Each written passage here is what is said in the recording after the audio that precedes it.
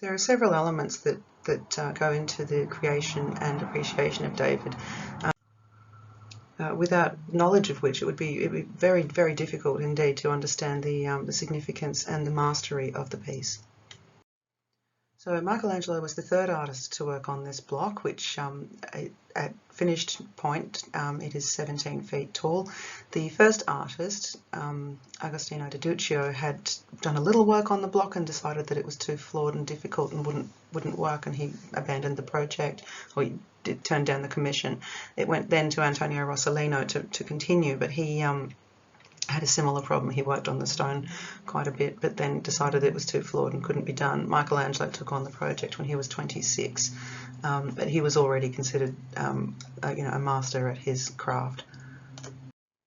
So Michelangelo worked differently to other artists. The usual method was to create a rough draft out of clay before sculpting the marble to give an idea of where we were headed when we chiselled, but Michelangelo tended to work in a lot of detail from one face of the marble to begin with, and then work his way around in quite detailed form as he went, which requires a lot of ability and a lot of skill, as well as a lot of knowledge of proportion and anatomy. So he must have been quite confident in his abilities. But to do this again with a stone that had been second-hand worked on already requires, again, a huge amount of skill.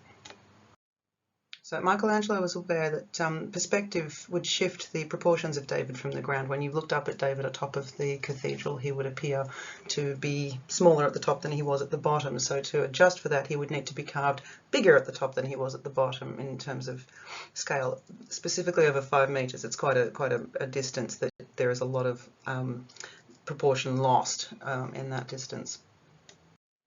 So Michelangelo has had to master several elements in order to have David appear perfect for the position that he was intended to be, and to get the proportional accuracy and the compensated sort of allowance for the perspective change at that distance is nothing short of amazing.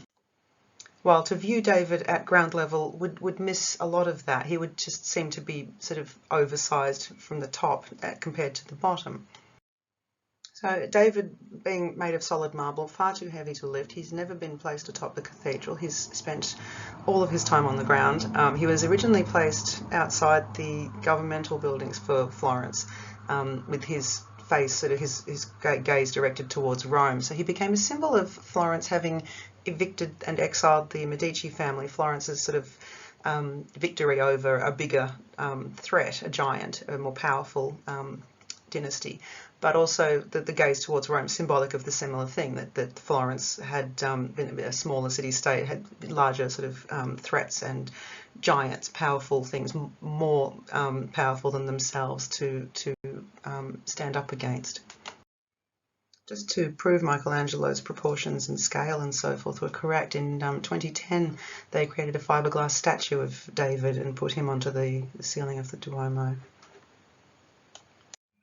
You can see here this confirms that Michelangelo's calculations are correct, and that from this angle he does appear much more in line with his own proportions, as well as you can see how well the hair frames the face, and that the gaze is quite compelling. You want to follow where he's looking.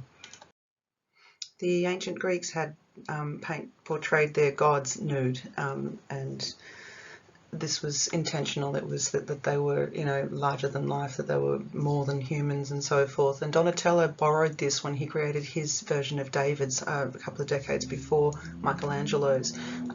However, he has created this David as the young boy, again, an illustration from the Bible rather than an allegory or a symbol.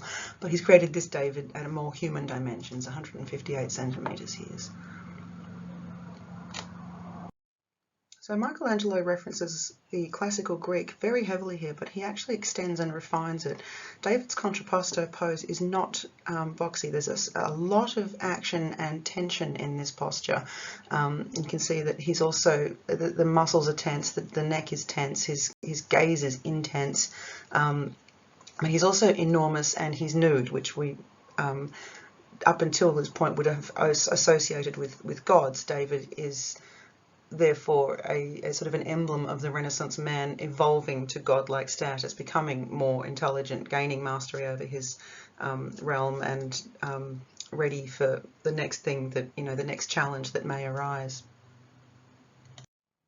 We can see here a certain amount of the detail that's gone into David. Not only that, but we can see he's holding the rock in this hand, but it's diminished. It's almost invisible. It's obscured entirely by the hand, which has a certain amount of movement. It portrays the motion. You can feel that the hand is about to shift, but that the blood is pumping through those veins. David's been given very little in the way of accessories. The sling is very small. His genitalia is actually intentionally small too, to sort of portray that he has mastery over himself and that not a slave to his passions, hormones, lusts, and so forth. That primarily he is an emblem of the Renaissance man's ideal that the primary weapon that humanity has is our intelligence. So yeah, in this way, David is an emblem of the Renaissance man, that he is stripped away of all other things that could possibly distract, and he is a pure expression of physical form, physical perfection, but primarily intelligence.